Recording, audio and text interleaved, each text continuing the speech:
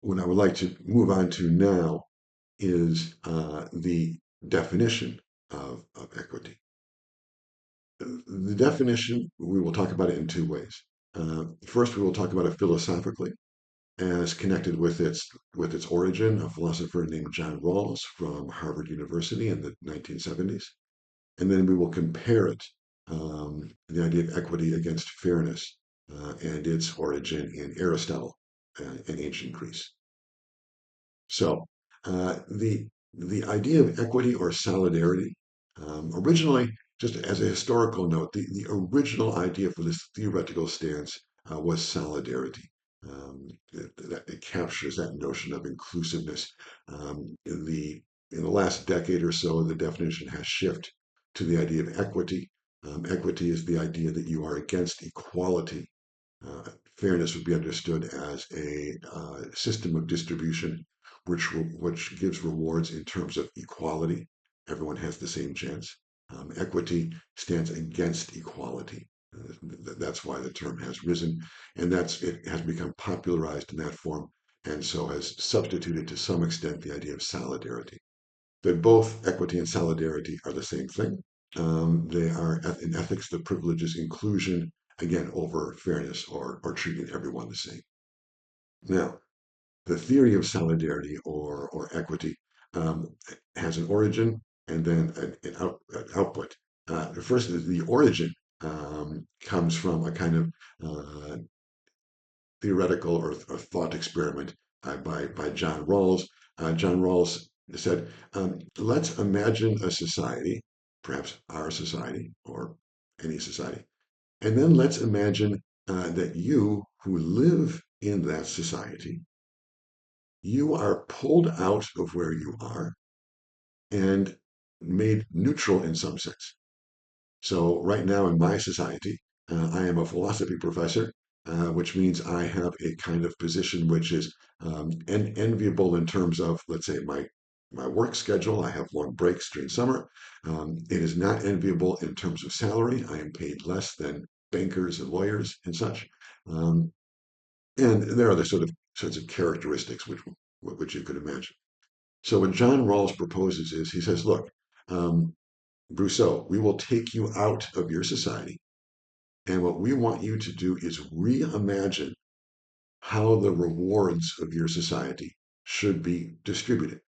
And so it would be in my power to change the salary that would be awarded to a university professor and a lawyer and a doctor, and I could change their schedules, and I could just rearrange society anywhere I want, any way I wanted. Okay? That's a good start. Now, here is the problem. The problem is after I'm done with that rearranging, I will be returned to my society, but not as who I currently am, not as a philosophy professor.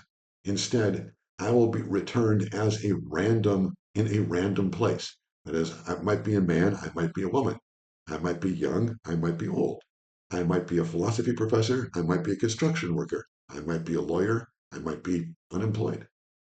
All those things are unknown. So the idea is that because I am aware of the fact that I don't know what my own destiny is or where I will be in a certain society, I will adopt something Rawls called the veil of ignorance. That is, I will be blinded to my own future in place. And for that reason, I will try to create a society which, according to Rawls, will be one that is inclusive from a collectivist perspective. Now, this is highly debatable. There's room for argument on both sides. But for this seminar, we're simply going to accept Rawls's original argument, or an argument that he characterizes coming from an original position. He says that if you are going to be tossed back into your own society and you don't know who you will be, man or woman, young or old, philosopher, lawyer, etc., then you will probably want society's benefits to be distributed in a certain way. And that way is solidarity or equity.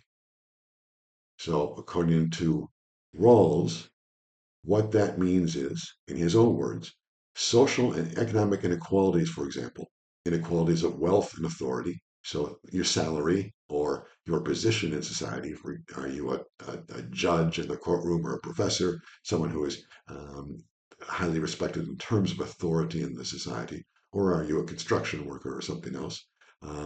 They will be arranged, according to Rawls, only if they result in compensating benefits for everyone, and in particular for the least advantaged members of society. In other words, the simple form of that um, idea or that theory is that in the society that we imagine from behind the veil of ignorance, consistently, the greatest advantage will be distributed to the one with the least advantages. Rawls believes, in other words, that people will be fundamentally conservative or fearful almost in their view of society. They will be afraid that when they reappear in society, they will be in a place amongst those with the lower wages and amongst those in positions which have less authority and perhaps less social respect. And so he wants society to be reset, or he believes that most people will want society to be reset so that people in those, let's just for the sake of argument, call them lower positions, receive greater benefits and move toward the middle. This is sometimes called the difference principle or the max-min principle. As I say, the operational idea is that the greatest advantage will be given to the least advantaged, and we will look at that, what that means concretely in a moment. But that cashes out according to Rawls, ethically as a kind of inclusiveness principle, that no one is left behind. And theoretically, you can already see how that's true. I mean, if we're giving the greatest advantage to the least advantaged, then the least advantaged is the person who is getting behind, who has less money, less respect, and so on. Well, they will receive advantages redistributed to them in this equity or solidarity society. Okay, so the key idea here is this idea that equity or solidarity means the greatest advantage to the least advantaged. That's the easiest way to hold on to Rawls's idea. Um, and uh, in terms of normal human experience, all of us have lived the equity experience. For example, in this slide, I have an image of a family playing mini golf or putt-putt golf, it is sometimes called. And anyone who has lived in a family with children and parents, and that's most of us, uh, knows kind of how these kinds of games are arranged. Of course, the younger kids are not going to do as well as mom and dad. So what do mom and dad do in this kinds of games? They say, okay, for every hole, the children each get one extra shot. That is, you do that in order for the game to be fun. So everyone has about an equal chance of winning. Right? So the children get a free shot each. Something like that is just a very simple example of giving the greatest advantage to the least advantaged. And then if there are two children, as they are in this picture, they're about the same age, but imagine that there's a younger child and an older child. In that case, you might say that the youngest child gets two free shots in every hole. The older child gets one free shot, and then the parents get no free shots. And again, the result will be that in every hole, the scores will be more or less comparable. The game will just be fun for everyone. That's what you do. That's what every family does when they're playing a family sport like this. I mean, it would not be fun for anybody if just dad won all the time, right? No one would want to play. So something like that is a simple example of how equity or solidarity works in the real world. And all of us have this experience. All of us, especially in our family life. Family life is a very strong scene of equity and solidarity. And all of us have seen this kind of experience when we play sports together or in other ways too, in the distribution of benefits or food. For example, parents um, have limited time to spend with their children, of course, and parents tend to distribute that time not necessarily exactly evenly, the same amount of time for each child, but to a certain extent, in terms of the child who has the least advantage. So if a child is struggling in one of the two children, let's say you have two children, as in this family, if one of the two children is struggling in school, it wouldn't be surprising that the parents spend more time with that child than the other helping their homework. Now, is that fair? No, it's not. I mean, fairness would be each child gets exactly the same amount of help. But in a family, frequently people cycle down to equity or solidarity. In the name of inclusiveness, in the name of no one in the family be left behind, the child who, let's say, at this moment is struggling academically, will receive the most help from mom and dad. Now, returning to the golf example, we can just make a quick contrast with the idea of fairness here. Um, we would consider it to be strange, I think, a little bit weird, if there was a family playing golf and let's say the dad and mom are better than the children. Of course, they're much older, and the dad and mom insisted that there be no benefit to the children, and everyone play exactly their number of strokes, and therefore mom and dad would win every game, I mean, every hole. It would not be fun for anybody. It would, I think people would think that would be an odd way for a family to have fun playing golf. They're supposed to be having fun and playing golf, so you have to give the kids an extra stroke. You just have to. But the opposite is in the case here in the inset picture where we see professional golfers. I mean, if a professional golfer was having a bad day, we would think it would be really strange if the other golfer said, okay, take a free shot. No, that's not the way it works. For professionals, fairness is in effect, not equity. If a golfer is having a bad day, then the golfer is having a bad day. They lose. That's the way it goes. That's why you have golf championships. That's the way adults compete against each other. They do not, it, there's never been a circumstance where in a professional golfing match, the other players have decided that they are going to give a free stroke to one particular player or two or three because they are having a bad day. It's not an equity environment. Professional golf is an environment of fairness, which means everyone is professional golf is not a place where no one gets left behind. It's the opposite.